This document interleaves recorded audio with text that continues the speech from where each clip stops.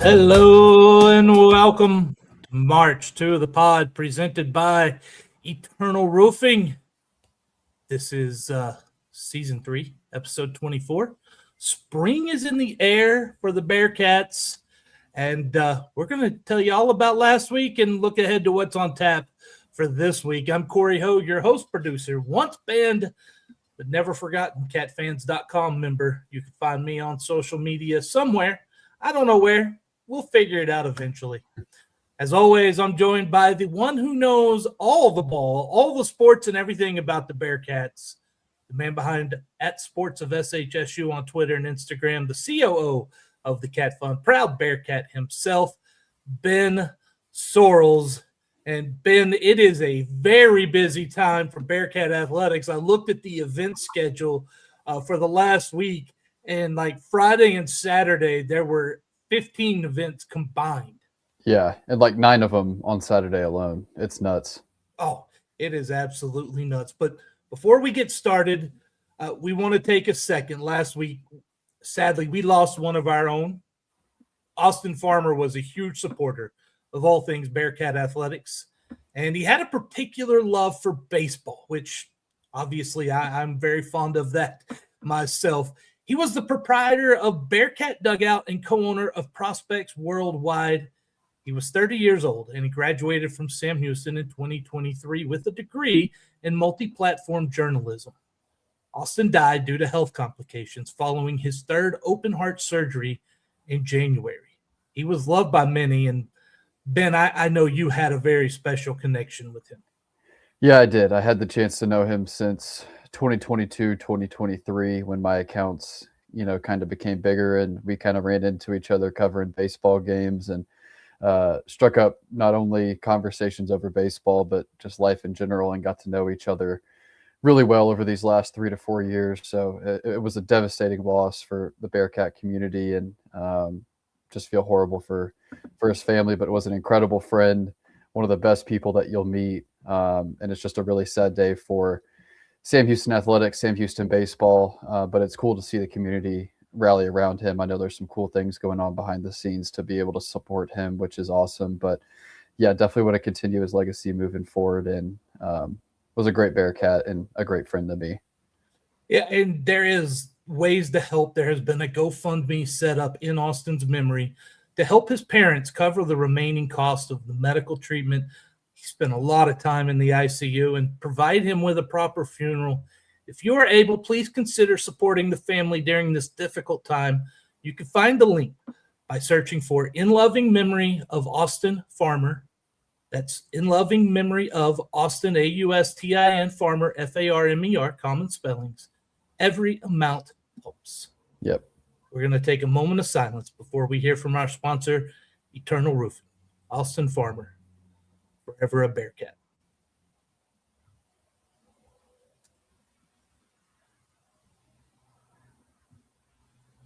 Eternal Roofing and General Contracting is your choice for integrity work in the Texas Hill Country. Taylor Andrus and crew provide experienced quality roofing services with a mission of roofing with faith, serving with integrity, and sheltering homes in the spirit of stewardship. Don't just take our word for it. Here's what satisfied customer Pamela Allen had to say about Eternal Roofing. They did a great job on our patio roof, came out quick for a quote. The quote was very reasonable, and they started and finished work well and quickly. Not a bad thing to say about Eternal Roofing. Give Eternal Roofing a call today at area code 830-251-5673 or area code 936-215-8539, or you can email them taylor@eternalroofingtx.com. Big thank you to our friends over at Eternal Roofing, and I think Austin would want us to continue the show. He was a fan of everything that you did, and he was a person that followed our show. So in his memory, we're going to continue. And there's okay, I'm not going to say no shenanigans because it's me, but we don't have like predictions and all that today because we're going over everything that happened last week at Bearkat Athletics. We're going to get you caught up, starting with the track team.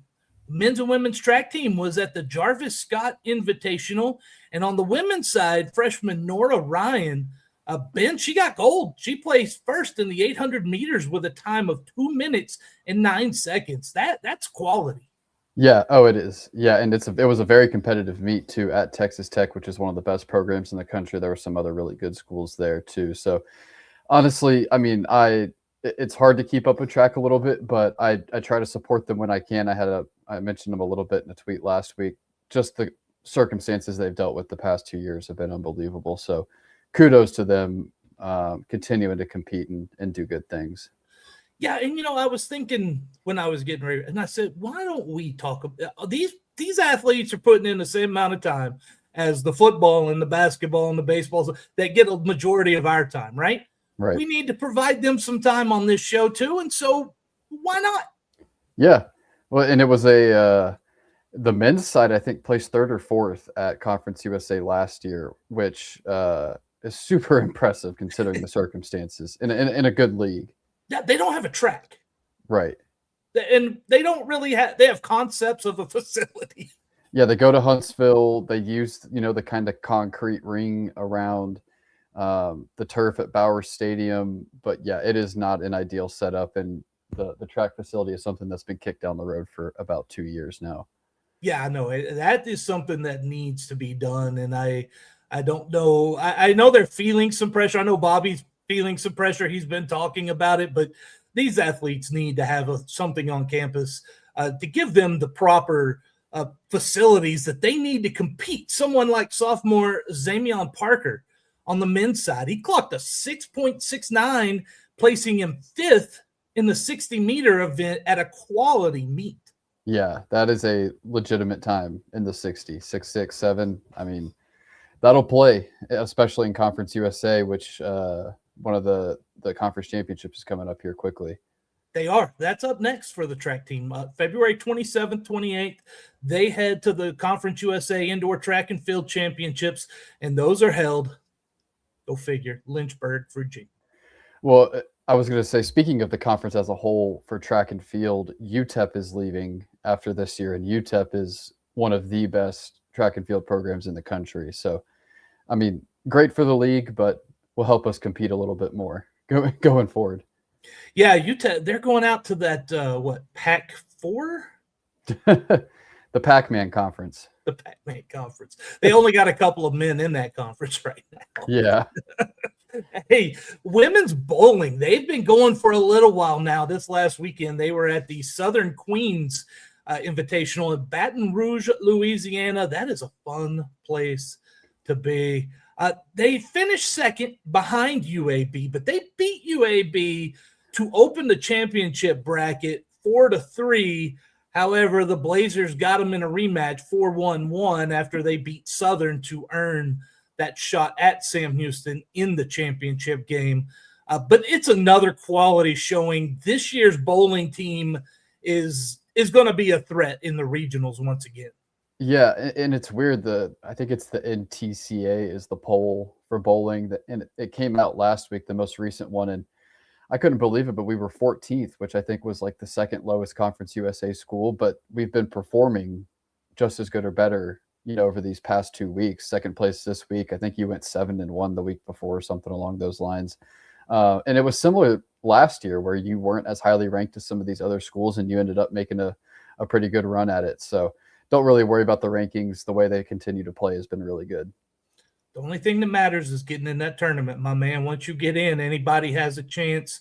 The heck with the rankings. Right. They're next up.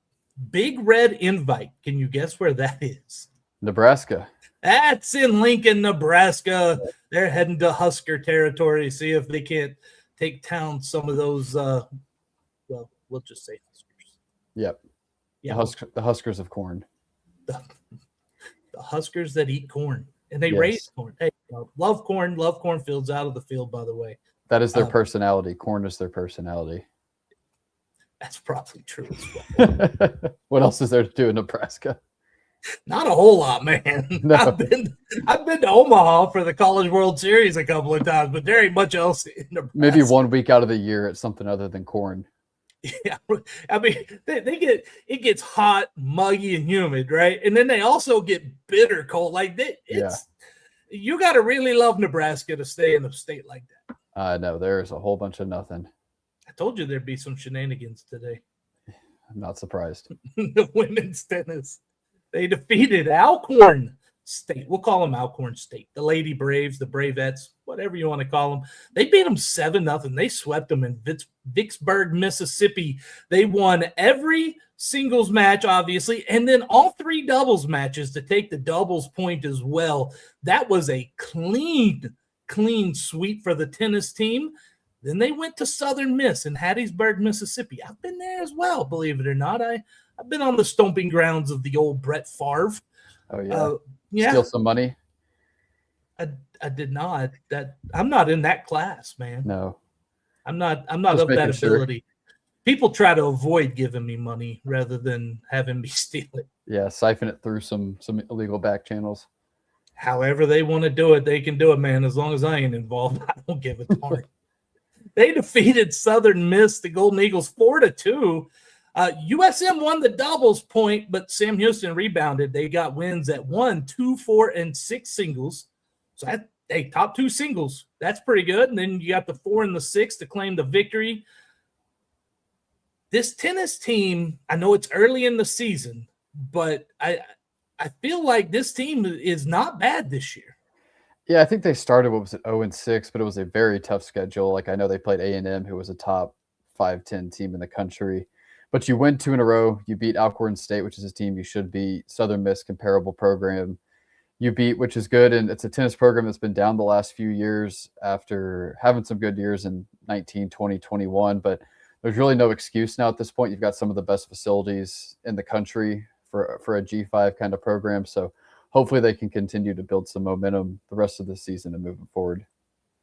Real quick, before we finish up on tennis here, General Sam chiming in. I just looked over at the comments. Zamion Parker broke the school record in the 60-meter dash with a time of 6:61. So that is impressive. That's one. I also saw another school record in football, set a school record for top recruiting class in program history. Yeah. Is that really something to celebrate, though? I think it's fine too, but ultimately it doesn't matter if it doesn't correlate to anything on the field. But good, it's a good thing to keep fans engaged and excited for the season. I mean, I don't hate them posting it. Oh, no, I don't have any problem with them posting it. You got to post anything positive you can find when you won, 2 games last year, right? You got to do anything you can. But when you're comparing it to a team that just became FBS a couple years ago, it should be the top recruiting class. In fact, I would hope every class for the next couple years is the top recruiting class. Yeah, and I think we'll see how they grade out talent-wise compared to that 24 team. That 24 team wasn't a huge Porter class, but you hit on everybody. You know, Jay Ducker, Jalen Jimerson, Isaiah Cash, guys like that. I mean, you hit Hunter Watson, you hit on everybody from top to bottom. So we'll see what the hit rate is here, but obviously on paper, I think it's probably fair to say that this is the most talented group you've brought in, and you'll see how it plays out on the field. General Sam watching on YouTube, bringing tons of track and field for us today. Jaden Piper got a time of 54:47 in the 400-meter dash, which is 3rd all-time indoors for the school and 1.4 seconds slower than my fastest time ever when I was 18. Yeah, wow, that's impressive. I'm sure not for guys, man. Well, I think it also just speaks to the men's program. Like I said, I can't remember if it was 3rd or 4th they got last year. I think it was at the outdoor meet at the end of the year, but the fact that they're able to still compete like this, bring in talent despite the circumstances, speaks a lot to Coach Self and his staff and what they're doing. And this is a program that has a lot of tradition and history going back to the 2000s, early 2010s. Has fallen off a little bit since then, but the fact that they're still able to compete at this kind of level is impressive. Yeah, that's a female, because if that was a guy, that'd be a very slow time of 54. For women, that is a very fast. And I know everybody tunes in to hear my personal, but the one sport that I actually was decent at and won medals was track. I was more of a distance runner, though. I did all my damage in the 2-mile. I'm sure you did. I would have loved to see it. I ran a 10:30. That's impressive. Wow. Yeah. Wow. In fact, I will tell you, before I got out of the military, when I was, let's see, how old was I? 33, 32 years old. I was running a 1430 still. Wow. For the mile? 2 miles. No, 2 mile. Yeah. Yeah, I was running. I've always been a good distance runner until I decided to quit running distance. Yeah, I ran a 5:55 and a 13 flat in high school, but I'm not like that anymore. No, I was a 5:15 mile, which wasn't near fast enough to get me anything. And even with a 2 mile of that, I finished like next to last at regionals because we had dudes running 9:15s in class 2A back then, dude. Yeah, it's nuts. And Texas General Sam said they don't cross-country. get track and field doesn't get the love they deserve. They don't, but we're going to start trying to. I'm going to try to see if we get everyone that goes out there for Bearcats, get them all some love. About bowling, though, Jason Plotkin, he's concerned they might miss the NCAAs this year. He's thinking they're going to need a strong finish in some of these tougher tournaments down the stretch. Man, that would be rough. Yeah, it would be, but I mean, they've been so consistent for so long. I mean, one down year won't kill you, but obviously the program wants to, stay at the level of excellence like they have been. So we'll see what they do at the Big Red. Now that I'm caught up there, we'll go back to tennis. And tennis this weekend, they're heading to Abilene Christian. They've got some nice courts and some nice indoor courts too. And then while they're in Abilene, they're going to go on over and face Hardin Simmons. They're doing both of those on Saturday. And Hardin Simmons, for a Division III, look, they probably should not be competitive with Sam Houston, but on a Division III scale, they're not a bad tennis program.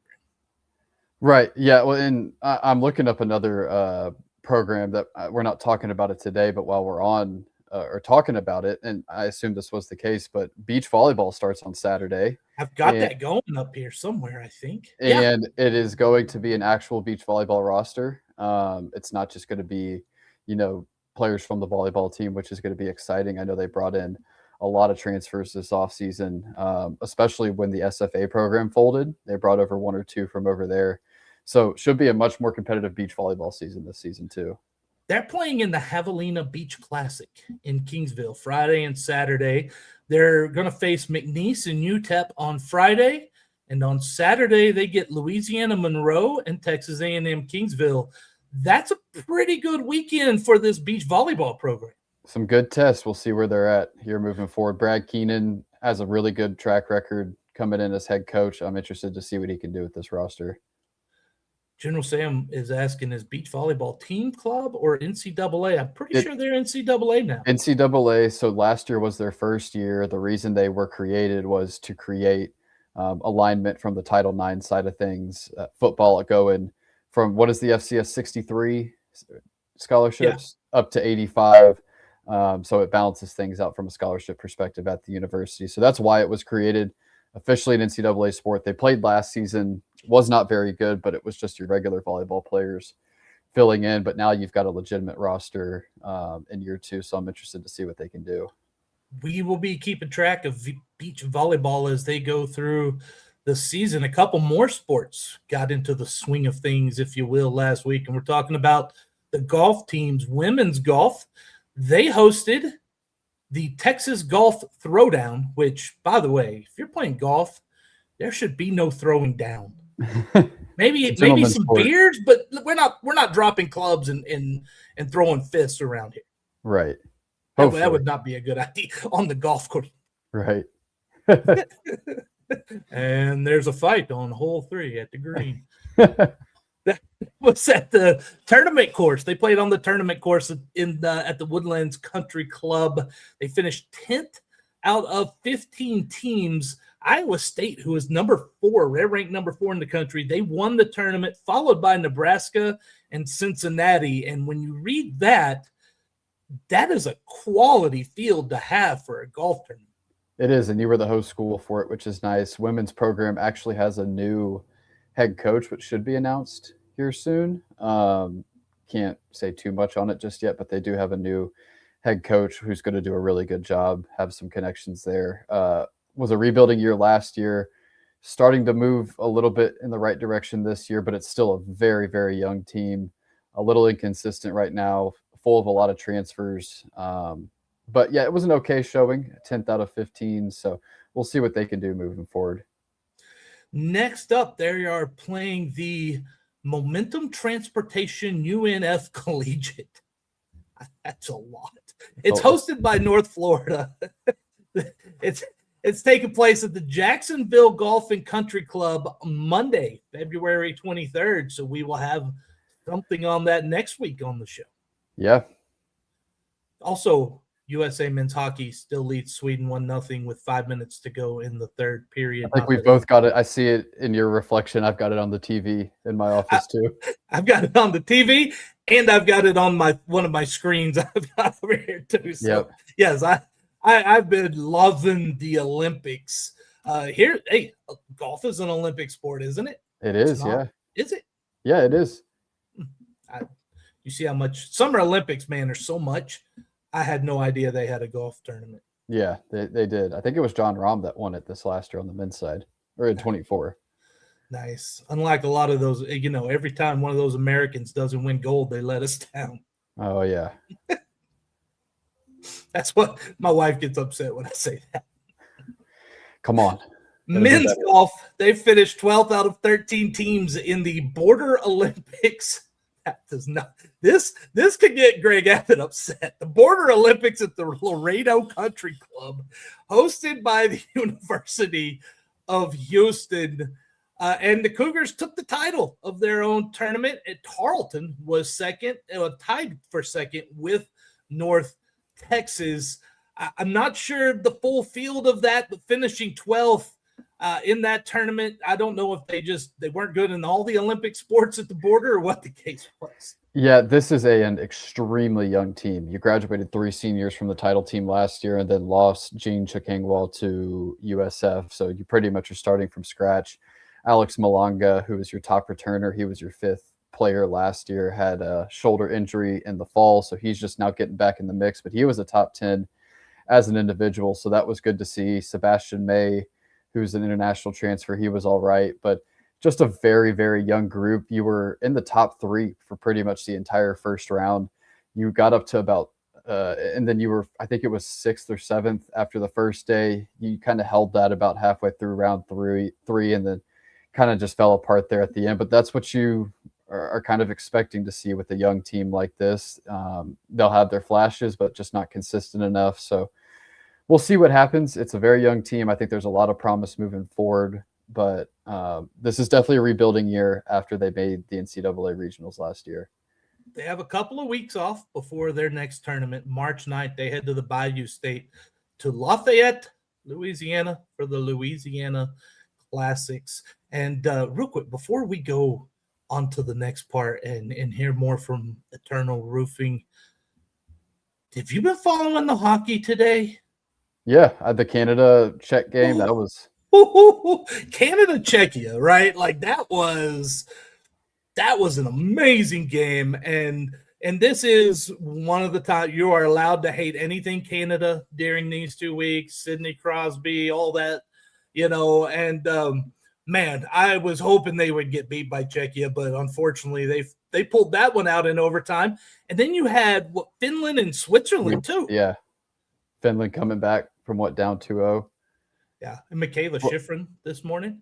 Yeah, she blew it away on the slalom course. I think that was. Yeah, I also have a little nugget too. I didn't put this in the script because I totally forgot about it. But football is going to have one staff change that came up this week. A coach leaving. The new hire, from what I hear, is on campus. A person that worked with Coach Longo at UNC and Wisconsin, was most recently with Rich Rod. So I'll just put that out there. Coming over from Jack State, huh? West Virginia. I mean, that's right. That's where he was. Sweden just tied the game at 1 with 1:31 to go, even though the U.S. had an empty net. Or no, they had the empty net. Yeah. Sweden had the empty net. So, yeah, 1-1 now with 1.5 to go. And if they go to overtime, they're doing 3-on-3. It's terrible. 10-minute period, man. It's not real hockey. It's like putting a runner on second in the MLB playoffs. Okay, I can see not doing it in the playoffs, but doing the regular season, right? You got to. Yeah, regular season's fine. Playoffs, no. But Hey, yeah, a little bit of scoop for those listening. Space Cowboys had their first practice last week. That's some scoop too. That is the man. Let me tell you, Space Cowboys this year, we're going to be a lot of third graders, couple of fourth. Should be fun. Oh yeah, I can't wait to hear about it. We will hear plenty, I'm sure. If you're enjoying the show, well, thank you, first off, because, shenanigans. Help us grow by rating, reviewing March to the Pod on your favorite podcast platform. Don't forget, subscribe to our Substack page at marchtothepod.substack.com. Ben has had amazing stuff on there. He had a nice baseball preview to go along with the softball preview that he had a couple weeks ago. He had a really good baseball preview heading into that last week, and we're going to talk about baseball and softball next. Don't forget to find us on Twitter, Facebook, Instagram, and TikTok and YouTube by searching for @MarchToThePod. That's March, the number 2, the pod. And we are proud to be part of the Conference USA Podcast Roundtable with shows covering all 12 CUSA programs, and they provided a little content for us as we get into basketball here in a little bit. We're going to come back and talk about the bat and ball sports, but beforehand, let's get another word in from our sponsor, Eternal Roofing. Eternal Roofing only uses the finest materials in the roofing business while providing an exceptional warranty. Why do they use CertainTeed products? Because they complement any appearance, provide exceptional and reliable strength, and are known for their enduring performance. Here's what Shane Sosa had to say about Eternal Roofing. Taylor and his team are amongst the highest level of professionals. They care about their customers and go above and beyond just doing the job. Give Eternal Roofing a call today at area code 830-251-5673 or area code 936-215-8539 or email Taylor at eternalroofingtx.com. I want to say another big thank you to our friends over at Eternal Roofing. Softball picked up again. They've been going for a couple of weeks now. This last weekend, they were at the Mardi Gras Mambo. It's a fun name. That really is. That was in Youngsville, Louisiana, which I have never heard of before in my life. Just outside of Lafayette. Okay. Well, I've got family in Lafayette, so. Oh, I see. I've been in Youngsville a few times. You got a little Cajun. Yeah, a little bit. The softball team defeated St. Thomas, former D3 St. Thomas, 5-0. They defeated SIU Edwardsville 2-1. They lost to Eastern Illinois 8-4, rebounded with an 11-1 win against Georgia State, and then finished impressively 6-0 against New Mexico. So if I'm counting that up, that looks like a 4-1 weekend, my friend. Was a really good weekend. Pitching did the job. The offense that I mentioned a few weeks ago, if they could just have a few pieces step up, looks to be doing that for the most part. And then your two kind of known commodities of Bella Perez and Veronica Harrison have just been unbelievable. I mean, Bella Perez is definitely on pace to break the home run record this year. She tied it last year. So they're looking good. Obviously had a little bit of a setback last night. The biggest concern for me is we haven't seen Abigail Young in going on 2 weeks now. Your top pitcher didn't pitch all weekend, didn't pitch against Lamar. So that's a point of concern. Her durability was a little bit of a concern last year, missed some time. So very interested to see what her status is because she's a big part of this team moving forward. Well, and Lamar got them last night, 9-4 at home. And that's a team that seems to always sneak up on them every year. Yeah, decent team. I think Lamar came in 5-4. They're definitely not terrible. It's a game that I wish we could have won, but overall 4-2 week, in the past 6, I think that puts you at like 7-4 on the year. Pretty good start. Still a young team, especially in the lineup. So we'll see what they look like moving forward, but has been a good, maybe not great start, but it's been good so far. This weekend is the Bearkat Invitational. So get on out there in Huntsville and support them. Thursday through Saturday, they're playing Houston Christian, Austin P. Just want to throw that out there. Little inside joke. Then they've got Houston Christian and Austin P again on Friday, and they close with Prairie View A&M. So that will be a fun weekend of softball on the diamond there for the ladies. Yep. Wonder if Dr. White makes an appearance for her old school. Austin P. Yeah. Hey, whichever one's her old school. Speaking of Houston Christian, the baseball team played them last night. They won 4-3. This come after a 3-game series at McNeese, which, by the way, I saw a stat. I think it was Sam Houston Sports Talk. I apologize. Yeah, you're talking about the road stat. Yeah, they have now won in 4 games on the road this year. They've won 3 of them now. They took 2 of 3 at McNeese, and they have surpassed last year's win total on the road in a matter of 4 games. Yeah, which is, I think it speaks to the start this team is having and also kind of how poor last year was. And I think this team, maybe not a complete 180, but definitely moving in the right direction after 1 week of play. You feel pretty good about where this team is at. You wanted to see strides, signs of growth and development, and you've definitely seen it through 4 games at this point, especially on the pitching mound. My goodness. Oh my goodness. They have looked so much better on the mound, but man, Friday night, the season opener was wild as it could be. I know. McNeese took that one in 11 innings, 9-8, but I try not to listen to like the McNeese call or whatever a lot of times, but I had to tune in to figure out some of what was going on there in the later innings. Yeah, well, and even on the Saturday game, they were like, it was a crazy game, and we don't necessarily agree with the calls that happened, late in the game. It was interesting. It really was. I am not exactly sure what all was going on. I know Jay with Sirianni was not necessarily happy about that. Rightfully so. But they rebounded. And that's a big sign, right? You lose that first game. That one it can be tough. That could put you into a hole mentally when you're playing a series like that. But this team rebounded. They showed some mental toughness, came back 11-2 on Saturday, 8-5 in the series finale. You talk about pitching, it's that depth of pitching, and to see that on Sunday and to see it on Saturday, and the bullpen was pretty solid as well. I think overall it's been a really good start for the baseball team.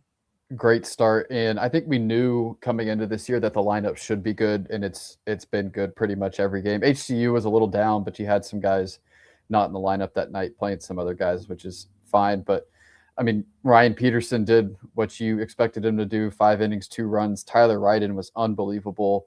The Alvin Community College transfer on Saturday was and then you had Colin Aloisio, who was kind of a surprise starter on Sunday. He wasn't one of the guys that Jay Sirianni mentioned in his press conference 2 weeks ago, but the freshman looked great, got through 5 innings, and all 3 of your starters got through 5 innings. And then last night, Jacob Holzer, I think he could have gone more, but he threw in relief on Friday, but he went 4 really strong innings. So getting 4 to 5 innings of 1-2 run ball from all of your starters consistently is how you win in college baseball. And I mean, it's been really good to see that.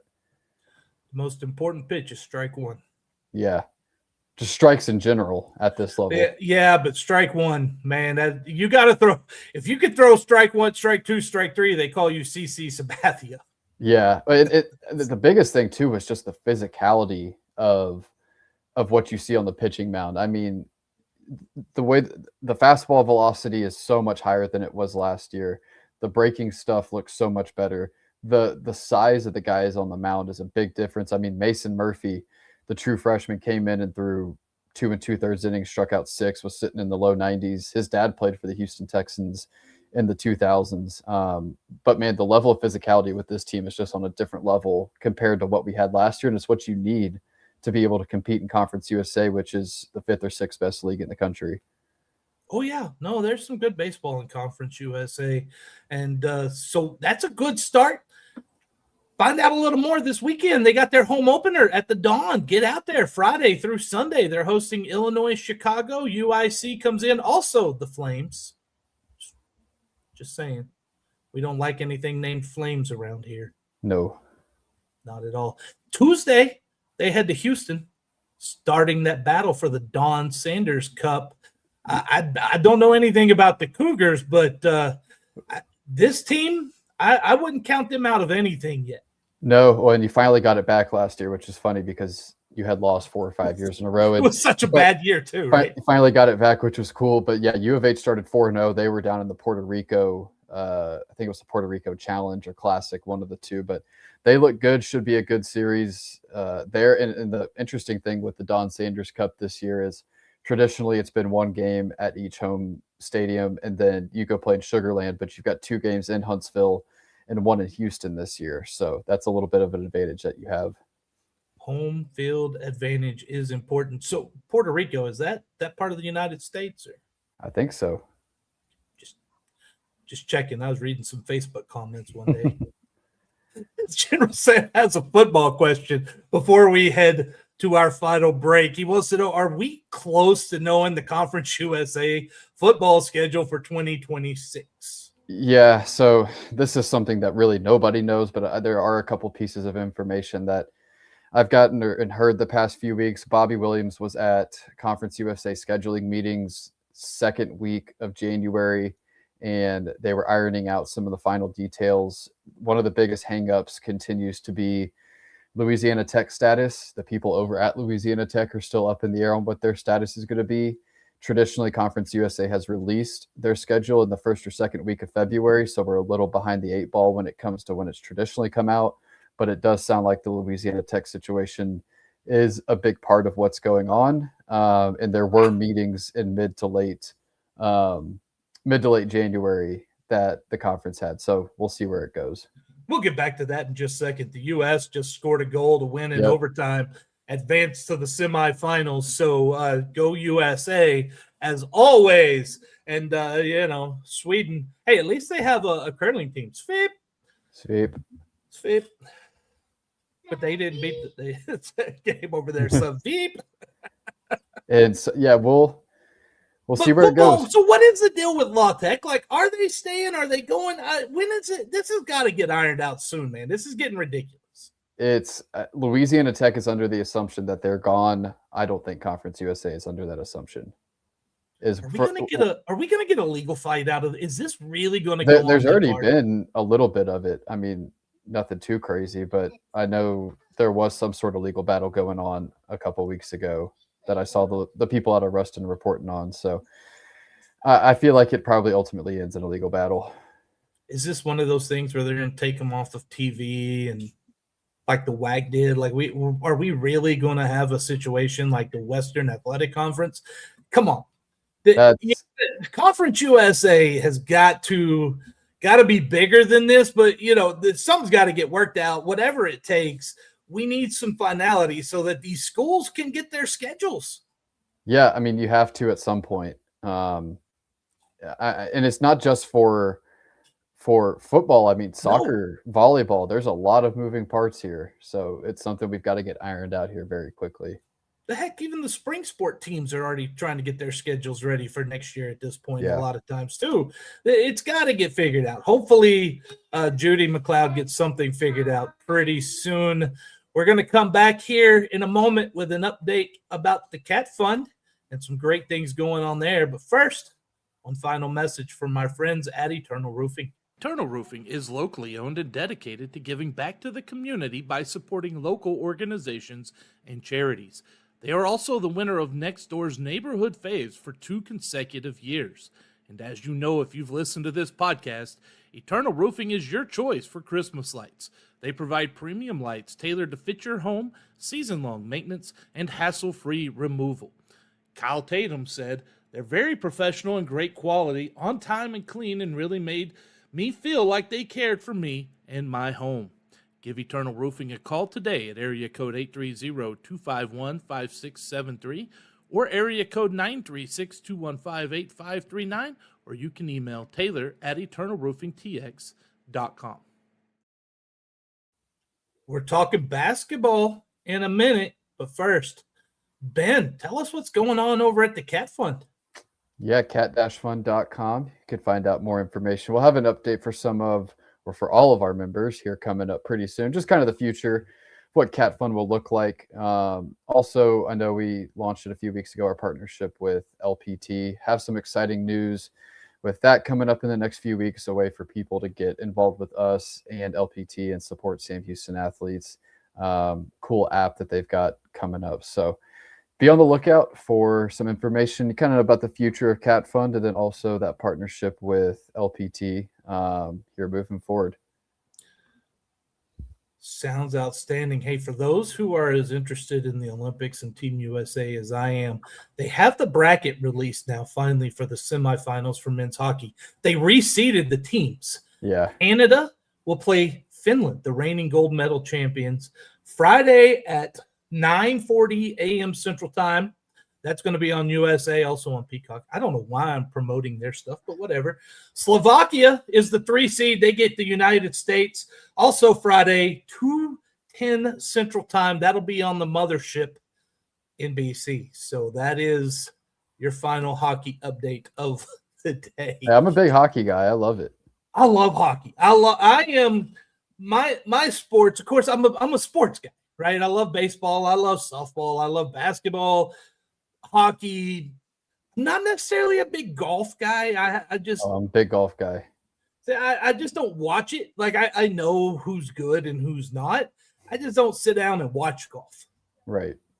I used to play it, not well, but I used to hit my ball in the water plenty. Yeah.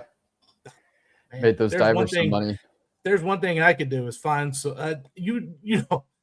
So after the first time I played, I went and bought a bunch of recycled balls that they'd already dug out because I figured they were headed back there anyway. Right. Sending them home is what Yep. was happening there.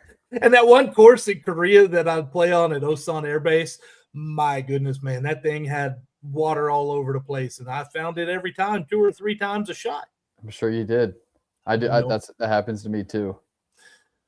Hardwood sports, we have something to talk about here that happened last week, and I'm kind of interested to hear your thoughts. First off, we're going to start on the women's side of things.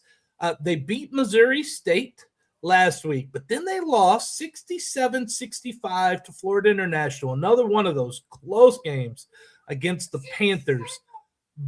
But the game started with an administrative technical foul on Sam Houston for wrong jersey numbers. So I don't know the specifics of this, so I'm going to ask you a few questions because I do know a few things about the administrative foul rules and stuff like that.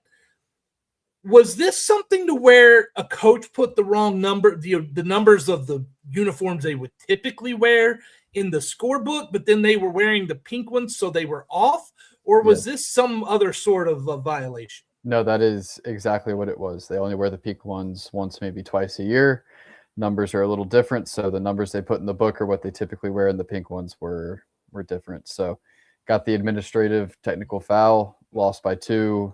They started the game 2-0, and I mean that's just a very disappointing way to lose. Who knows if it ends up the same way if they don't have the 2 technical free throws, but yeah, that was definitely frustrating.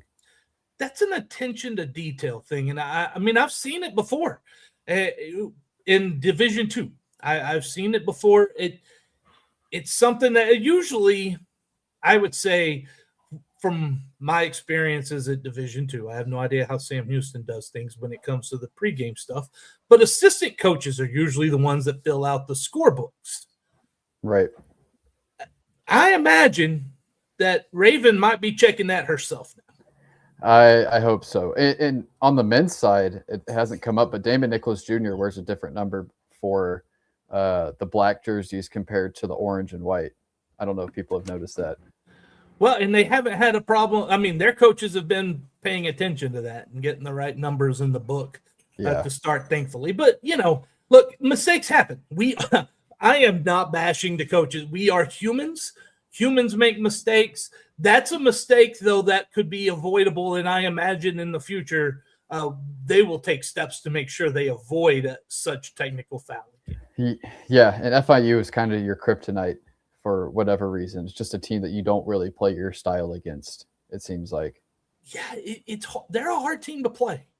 They're very similar to you when it comes to your athleticism and defensive ability, and it kind of throws them off. Do you know what press trying to think of how to say this properly. How teams that love to press, do you know what they hate to play against? Teams that press. Yes. Yeah. They do. Yeah. Because they're not used to it. Even though they play against it in practice all the time, they don't like to play that in the game. They struggle with it. And so I think that's a kind of the case of what we're seeing with FIU and the Bearkats this year. Yeah, a little bit. And, you know, the old saying, you can't beat a team 3 times. Maybe you run into them in Huntsville, Alabama, and you get over it. But we'll see. And it knocks you out of that 2 seed, which is very important because you get the extra rest day going from the quarterfinals to the semis. And then in the quarterfinals, you're playing a team that just played the day before. So a top 2 seed for both men and women is a pretty big advantage. Well, let's take a look. I believe this. Let me blow this up. There we go. This is the women's standings currently. I got it right this week. La Tech is at the top at 12-1. If you can hear the squeaky in the background, my dog is playing, so get mad if you want to. La Tech is 12-1 in conference, 3-game lead over Middle Tennessee, and Sam Houston's a half a game out, and that half a game very important, and they got a chance to make up that half a game this week and more, as a matter of fact. But they are a half a game behind Middle Tennessee. They're at 8-4, which is a half a game ahead of Florida International. Now, if I'm Sam Houston right now, Ben, and I'm looking at this, I know Missouri State, they got them this coming week, 7-5. Jack State coming up 6-7. I believe they play Kennesaw as well. They're 5-8. But if I'm Sam Houston, I know the bye would be awesome, but at the end of the day, I would want to be I'll either want to be a 2 or a 3, and I don't want FIU to be a 1 or a 2 or a 3, right? Like I don't want to have to face them before the final. Yeah, I think if you could stay a 2 or 3 and have FIU be the 4, that would be ideal. Louisiana Tech, you're still their only loss. So I don't know if that was a stylistic thing that just matched up well, but avoiding FIU, probably avoiding La Tech, finding a way to be a 2 or 3 seed and having FIU be the 4 is what you would want in a perfect world. And obviously you would want the 2 seed also for the rest and bye advantage. That is ideal. You know, that CUSA podcast roundtable that we're proud to be a part of, they've got magic numbers out. And so for teams to clinch a seed, number of wins needed, Sam Houston needs 6 wins to clinch the 3 seed. And as far as remaining strength of schedule, they're 10th. La Tech is 12th, which is interesting because Sam Houston, which, by the way, they misspelled Houston. I'm just going to throw that out there. Somebody must be Southern and put it Houston. Yeah, that was probably Jake. That's all right. He does great work. He does. We got to give him fits. La Tech, they do. Sam Houston has La Tech coming to Huntsville in a couple of weeks too, and that is looking like it's going to be a really big game. Oh yeah, you just never know because you still have the tiebreaker if you can find a way to win out. Louisiana Tech loses, I think it's 2 or 3 more games.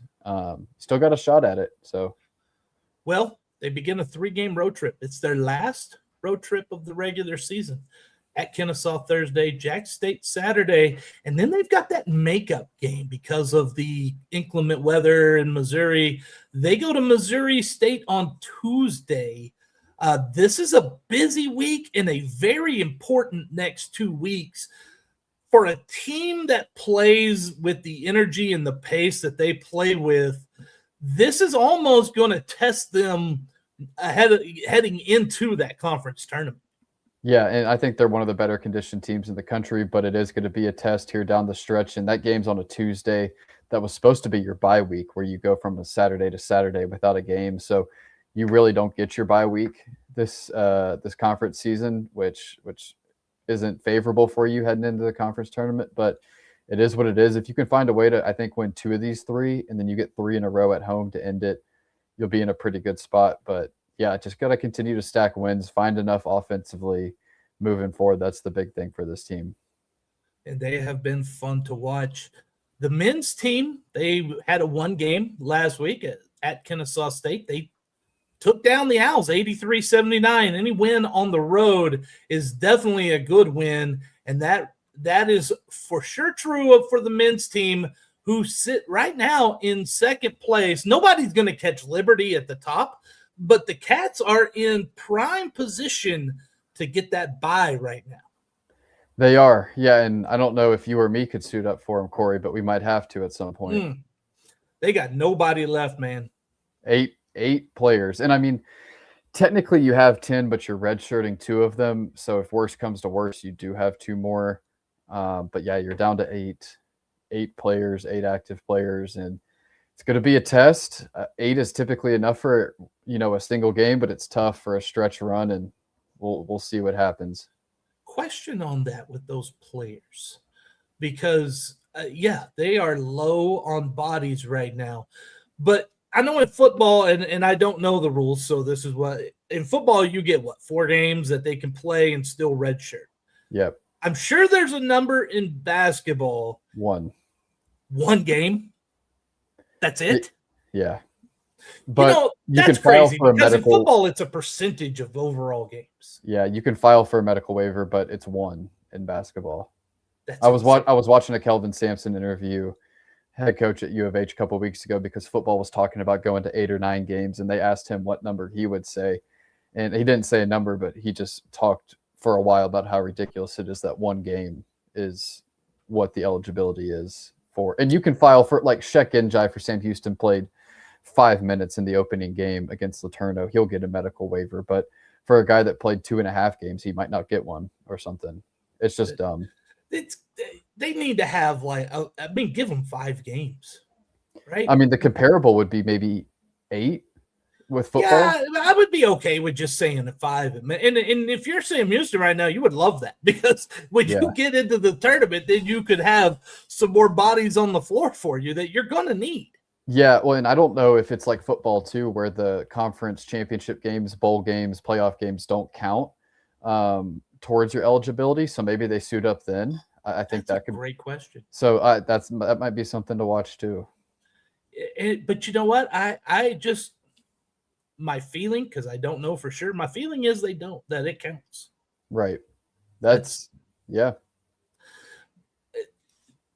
Come on. What's the NCAA doing? They have conventions all the time. They can fix this.